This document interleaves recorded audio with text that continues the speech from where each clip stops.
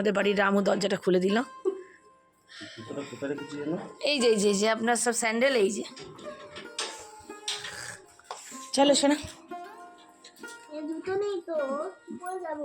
জুতো বাইরে অনেক আছে, ওখান থেকে একটা পরো।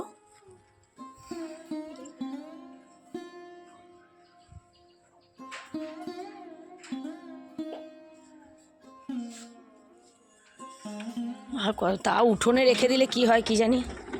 উঠোনে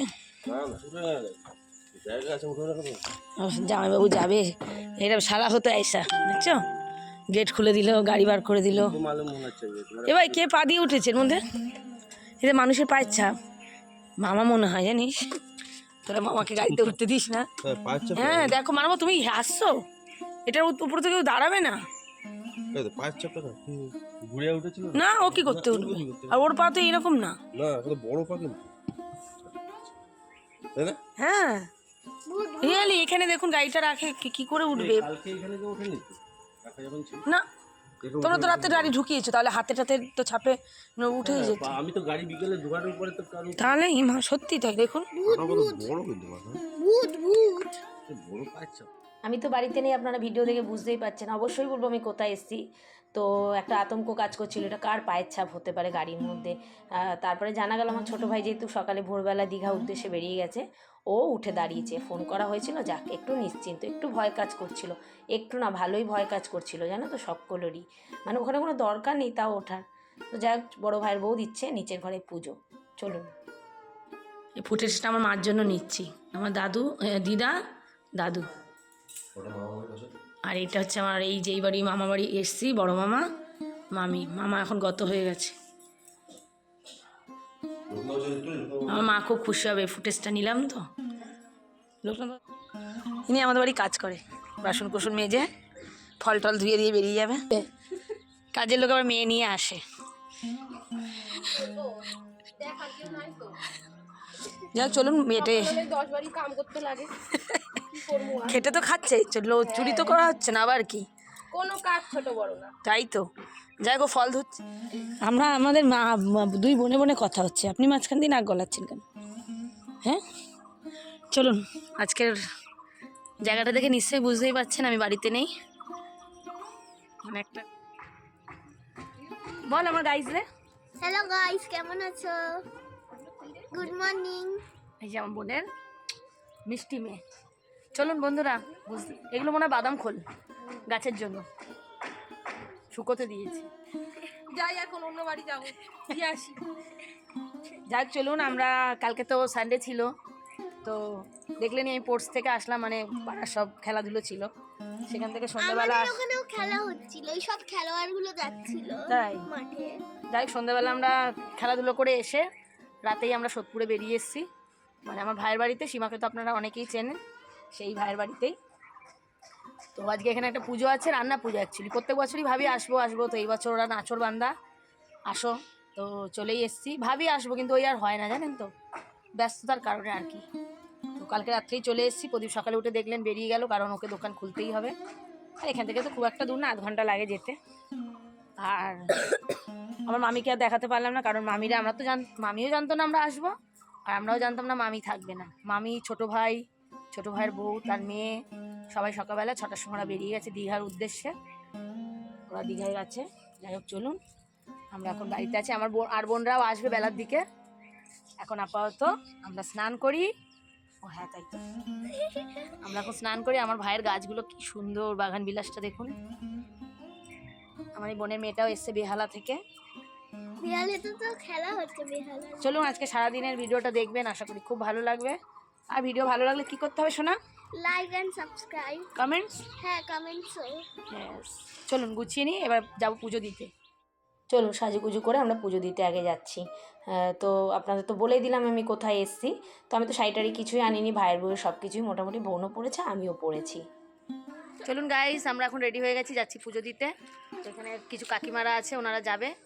এই যে আমাদের মেয়ে এসছে, মেয়েটার কাছে রেখে গেলাম সব আয়ামাসি, বাচ্চাগুলো সব ওর কাছে থাকলো। চলুন, প্রচণ্ড ভিড় হবে বলো। আর আমি তো আমার ভাইয়ের বউয়ের ব্লাউজ, শাড়ি আমি কিচ্ছু আনিনি। ওর সোনার কানেরটাও দিয়েছে। এই যদি হারিয়ে যায় না, আমাকে আবার ওকে পয়সা দিতে হবে জানেন, কি করবো কি জানি। আর এই যে যারা সীমাকে দেখেন আমার লাইভে, এই সেই সীমা, সুন্দরী। আর এটা আমার বোন, এ কিন্তু একটা জিনিস খেতো ছোটবেলায়, পরে বলবো ভয়েসে। ও এসছে বেহালা দিয়ে।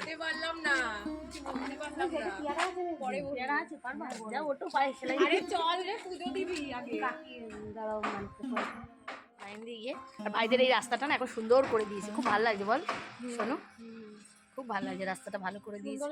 হ্যাঁ একটা সৌন্দর্য বলে হ্যাঁ ওদের ওই পুজোটা যখন হয় কালী পুজোটা। চলুন আমাদের আজকে খুব ভালো লাগছে, আর বললাম তো বোনরা সব আসবে পরে। একসাথে না গেলে ব্লগে দেখা যাবে না। এটা হচ্ছে সীমাদের পাশের বাড়ির কাকি, উনি এখন যাবে না বলছে, চলুন আমরাই যাই। ওনার হাজবেন্ড আসো তাহলে পরে। টাটা। হ্যাঁ ও এখন আয়ার ডিউটি করছে। 5 টাকা পেয়ে দাও।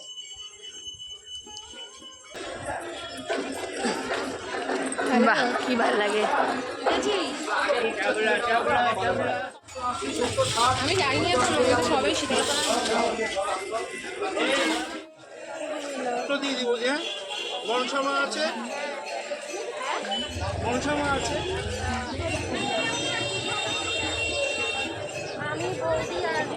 দেখি ডলকে কতদিন পর দেখাই বৌদির সঙ্গে, মেয়েদের সঙ্গে একসঙ্গে নাচ শিখতো, হঠাৎ দেখি এখানে বাড়ি করেছে।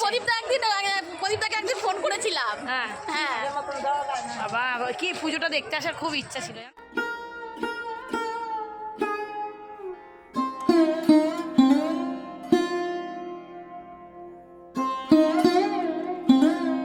প্রত্যেক বছরই ভাবি এই রান্না পুজোতে আসবো, কিন্তু হয়ে ওঠে না। তা যাই হোক, আমি আবার মানি এই জিনিসটা খুব, ঠাকুর তোমাকে যতক্ষণ না টানবে যে কোনো তীর্থস্থান বলো পুজো বলো তুমি কিন্তু যেতে পারবে না। হওয়া কাজও কিন্তু আটকে যায়, মানে ধরো গুছিয়েছো যাবে কোথাও সেটাও কিন্তু আটকে যায় যদি ঠাকুর তোমাকে না টানে। এটা আমি মন থেকে বিশ্বাস করি।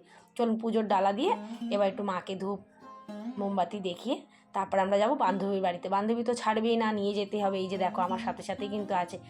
আর তোমাদেরও একটু ঠাকুরটা দর্শন করিয়ে দিলাম, নিজেও ফার্স্ট টাইম দর্শন করলাম, তোমাদেরও দর্শন করিয়ে দিলাম। ওরা একটু এবার আরতি করে নিক, তারপরে যাবো আর বান্ধবীর বাড়িতে। একজন দেখালেই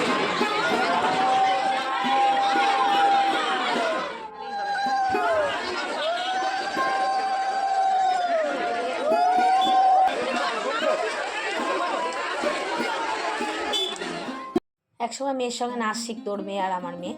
তো যাই হোক কোনো কারণে করোনার সময় স্কুলটা বন্ধ হয়ে যাওয়াতে ওর মেয়ের নাচটা বন্ধ হয়ে গেছে। এখন সামনে সে দেবে এইচএস। শুনেই তো অবাক হয়ে গেলাম যে বাবা কত বড় হয়ে গেছে। মেয়ে আসেনি, মেয়ের পরীক্ষা চলছে। তো তার বাড়িতে নিয়ে এসছে। আর এই রান্না পুজোর নিয়ম কী বলো তো, উঠোনে সবাই উনুন বানিয়ে রান্না করবে। তো আমার ভাইয়ের বউ আর সেটা করে উঠতে পারিনি। যাই হোক ওদের বাড়িতেই হচ্ছে, সেটা একটু ফুটেজটা তোমাদের দেখিয়ে দিলাম। আর সে দেখো কি কীর্তি করেছে, কত মিষ্টি নিয়ে এসছে, এমনকি বাচ্চাদেরও নিয়ে এসছে। আমাদের তো নিয়ে এসছে, খাইয়েছে। তো সকালবেলা তো খালি পেটে অত মিষ্টি খাওয়া যায় না, মন রাখতে একটুখানি খেয়েছি।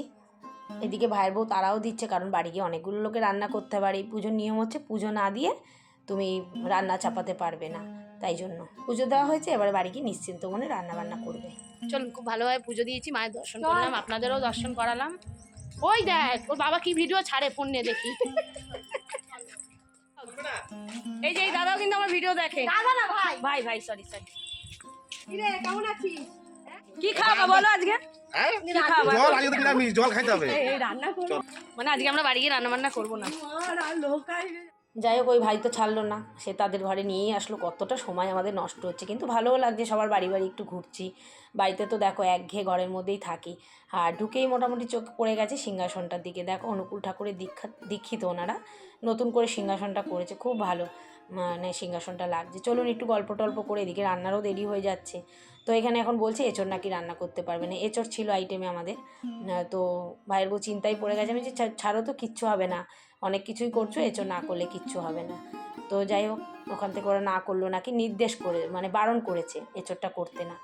আর ওই যে রান্না পুজোর নিয়ম কী বলো তো, উঠোনে সবাই উনুন বানিয়ে কাঠের চালে কিন্তু রান্না করে। তবে যদি এটা বংশ থেকে কেউ তোলে তাহলে করতে পারে। ওদের যেহেতু কেউ করেনি, মানে আমার মামিও করেনি, ওই জন্য ওরা গ্যাসেই করে নিচ্ছে। অনেকে গ্যাসে করছে, অনেকে উনুনে করছে।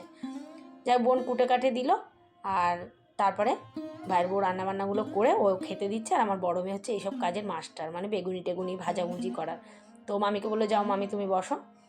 খেতে দাও, আমি গরম গরম বেগুনিটা ভেজে দিই। আর বেগুনি দেখবে গরম গরমই বেশ ভালো লাগে খেতে, তাই না? এটা আমাদের বাড়ির কাজের লোক রামু। চলুন রান্না বান্না কমপ্লিট। চলুন মেনুতে কি কি আছে অবশ্যই দেখাবো। এই এটা হচ্ছে নিম বেগুন, না নিম বেগুন?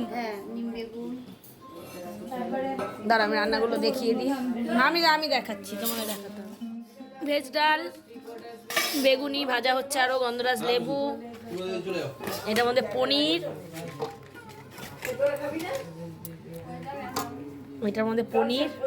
এঁচোড় আনা হয়েছিল কিন্তু এঁচোড় করতে পারবে না, নিয়ম নেই।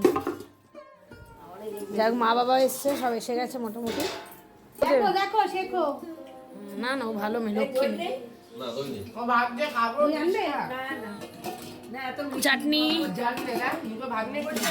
পায়েস, আচ্ছা এখানে সব মিষ্টি আছে, এখানেও মিষ্টি।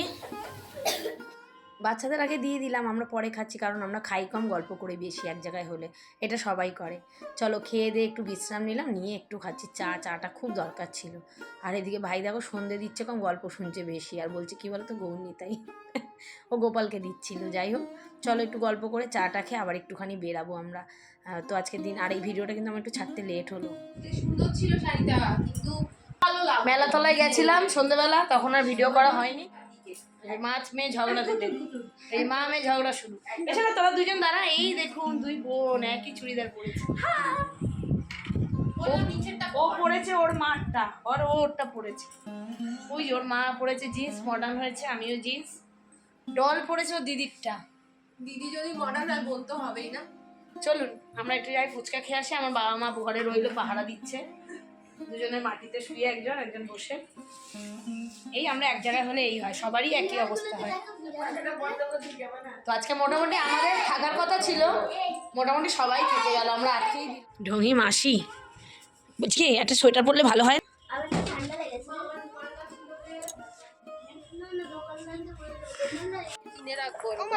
কত করে নিল রে এটা? এটা 200 কত টাকা নিয়েছে? 200 টাকা নিয়েছে না? আবার ওটা নাম বলবে। এদের মা মেয়ে আবার রাস্তায় বেরিয়ে কী নিয়ে যেন ঝগড়া বেঁধেছে। যেহেতু অনেক দিন হয়ে গেছে ভিডিওটা ছাড়তে আমার লেট হয়েছে, ভুলে গেলাম আমার এই মুহূর্তে। যাও আমি হাসছি, মেয়েও হাসছে। যাই হোক চলো আমরা একটু বেরিয়েছি ফুচকা খেতে। এক গ্রুপ বেরিয়েছে একভাবে, আমরা আর একটা গ্রুপ আলাদাভাবে বেরিয়েছি। আমাদের বেরানোর কথা ছিল না, আমরা মানে শুয়ে ল্যাদ খাচ্ছিলাম, তারপর বোন বললো চল একটু ফুচকা খেয়ে আসি। বেরালাম একসাথে। আর এই বোন অনেক দূর থেকে এসছে, বেহালা থাকে। তো চলো আজকে সবাই মোটামুটি আটকে গেছে, আমরাও আটকে গেছি। আমি থাকবো বলেই এসছি যদিও। আর এরই সাথে ভিডিওটা শেষ করলাম। তোমরা একটু ভিডিওটা ফুল ওয়াচ করো বন্ধুরা, ভিডিও ভালো লাগলে লাইক করো।